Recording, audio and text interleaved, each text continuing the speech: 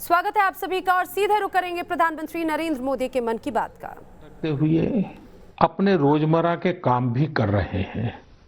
देश में हो रहे हर आयोजन में जिस तरह का संयम और सादगी इस बार देखी जा रही है वो अभूतपूर्व है।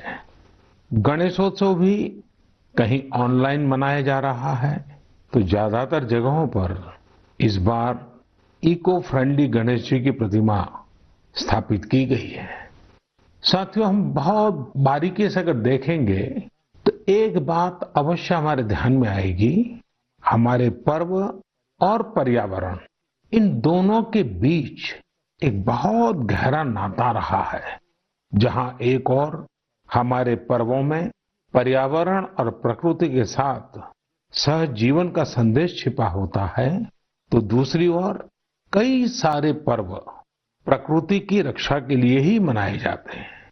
जैसे बिहार के पश्चिमी चंपारण में सदियों से थारू आदिवासी समाज के लोग 60 घंटे के लॉकडाउन, या उनके ही शब्दों में कहें तो 60 घंटे के बरना का पालन करते हैं। प्रकृति की रक्षा के लिए बरना को थारू समाज ने अपनी परंपरा का हिस्सा बना लिया है और सदियों से बनाया है। इस दौरान न कोई गांव में आता है, न ही कोई अपने घरों से बाहर निकलता है। और लोग मानते हैं कि अगर वो बाहर निकले या कोई बाहर से आया तो उनके आने जाने से लोगों की रोजमर्रा की गतिविधियों से नए पेड़ पौधों को नुकसान हो सकता है। बरना की शुरुआत में भव्य तरीके से हमारे आदिवासी भाई बहन पूजा पाठ करते हैं और उसकी समाप्ति पर आदिवासी परंपरा के गीत, संगीत, नृत्य जम करके उसके कार्यक्रम भी होते हैं।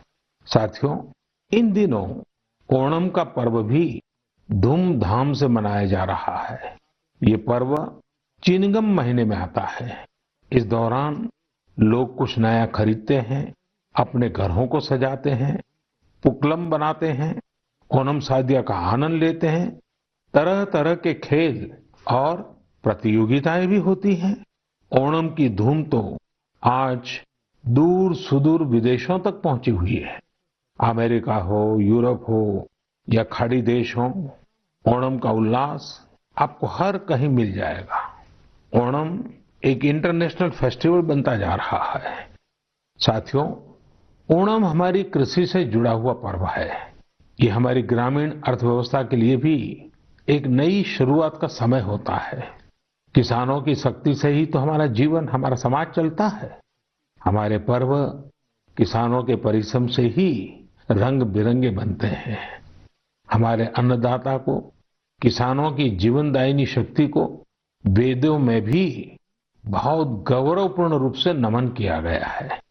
ऋग्वेद में मंत्र है, अन्नानाम पतये नमः, अन्नानाम पतये नमः, क्षेत्राणाम पतये नमः। अर्थात अन्नदाता को नमन है, किसान को नमन है। हमारे किसानों ने कोरोना के इस कठिन परिस्थितियों में भी अपनी ताकत को साबित किया है।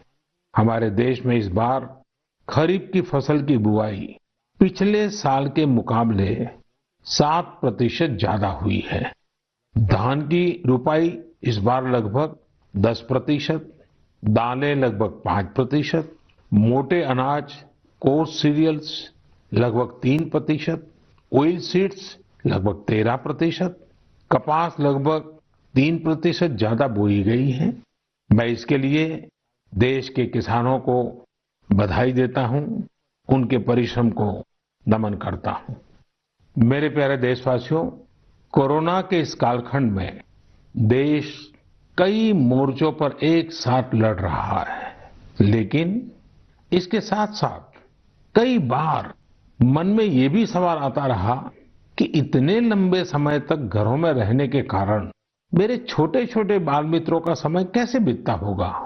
और इसी से मैंने गांधीनगर की चिल्ड्रन यूनिवर्सिटी, जो दुनिया में एक अलग तरह का प्रयोग है, भारत सरकार के महिला और बाल विकास मंत्रालय, शिक्षा मंत्रालय, सूक्ष्म लघु और मध्यम उद्योग मंत्रालय, इन सभी के साथ मिलकर हम बच्चों के लिए क्या कर सकते हैं, इस पर मंथन किया, चिंतन किया।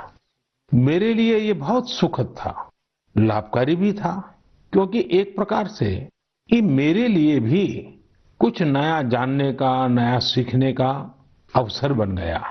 साथियों, हमारे चिंतन का विषय था खिलौने और विशेषकर भारतीय खिलौने। हमने इस बात पर मंथन किया कि भारत के बच्चों को नए नए टॉयज कैसे मिले, भारत टॉय प्रोडक्शन का बहुत बड़ा हब कैसे बने। वैसे मैं मन की बात सुन रहे बच्चों के माता पिता से क्षमा मांगता हूं, क्योंकि हो सकता है उन्हें अब ये मन की बात सुनने के बाद खिलौनों की नई नई डिमांड सुनने का शायद एक नया काम सामने आ जाएगा। साथियों, खिलौने जहां एक्टिविटी को बढ़ाने वाले होते हैं, तो खिलौने हमारी आकांक्षाओं को भी उड़ान देते हैं। खिलौने केवल मन ही नहीं बहलाते, खिलौने मन बनाते भी हैं और मकसद गढ़ते भी हैं। मैंने कहीं पढ़ा कि खिलौनों के संबंध में गुरुदेव रविंद्रनाथ टैगोर ने कहा था कि बेस्ट टॉय वो होता है जो इनकम्प्लीट हो, ऐसा खिलौना जो अधूरा हो और बच्चे मिलकर खेल खेल में उसे पूरा करें। गुरुदेव टैगोर ने कहा था कि जब वो छोटे थे तो खुद की कल्पना से घर में मिलने वाले सामानों से ही अपने दोस्तों के साथ अपने खिलौने और खेल बनाया करते थे। लेकिन एक दिन बचपन के उन मौज मस्ती भरे पलों में बड़ों का दखल हो गया। हुआ ये था कि उनका एक साथी एक बड़ा और सुंदर सा विदेशी खिलौना लेकर आ गया।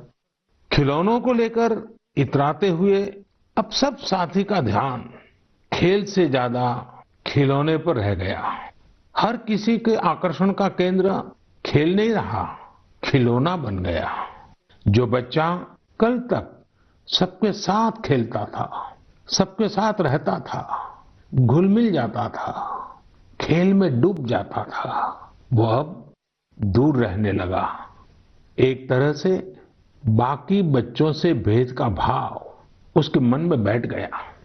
महंगे खिलौने में बनाने के लिए भी कुछ नहीं था, सीखने के लिए भी कुछ नहीं था, यानी कि एक आकर्षक खिलौने ने एक उत्कृष्ट बच्चे को कहीं दबा दिया, छिपा दिया, मुरझा दिया।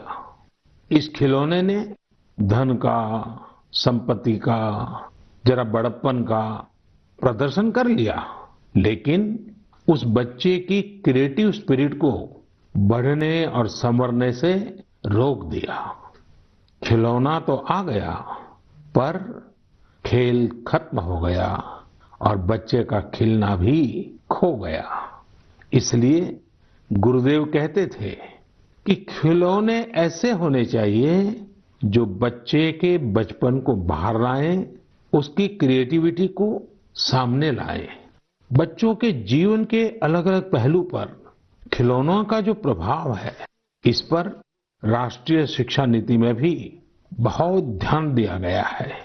खेल खेल में सीखना, खिलौने बनाना सीखना, खिलौने जहां बनते हैं वहां की विजिट करना, इन सबको करिकुलम का हिस्सा बनाया गया है। साथियों, हमारे देश में लोकल खिलौनों की बहुत समृद्ध परंपरा रही है। कई प्रतिभाशाली और कुशल कारीगर हैं जो अच्छे खिलौने बनाने में महारत रखते हैं। भारत के कुछ क्षेत्र टॉय क्लस्टर्स यानी खिलौने के केंद्र के रूप में भी विकसित हो रहे हैं। जैसे कर्नाटक के रामनगरम में चन्नापटना, आंध्र प्रदेश के कृष्णा में कोंडापल्ली, तमिलनाडु में तंजौर, असम में धुबरी, उत्तर प्रदेश का वाराणसी, कई ऐसे स्थान हैं, कई नाम गिना सकते हैं। आपको ये जानकर आश्चर्य होगा कि global toy industry 7 lakh crore रुपए से भी अधिक की है।